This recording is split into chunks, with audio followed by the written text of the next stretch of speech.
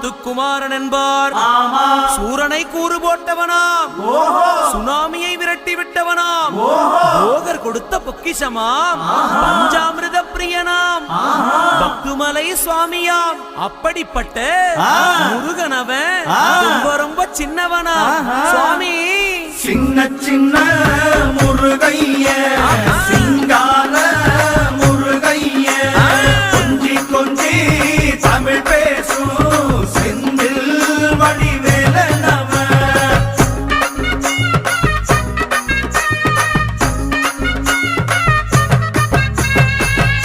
தமிழ் செல்வன் என்பார், சத்குணசீலன் என்பார், மயூர வாகனன் என்பார், மருதமலை ஆண்டவன் என்பார், சென்னிமலை சுவாமி என்பார், சிவன்மலை வேலா என்பார், ஞானவடி வேலன் என்பார்.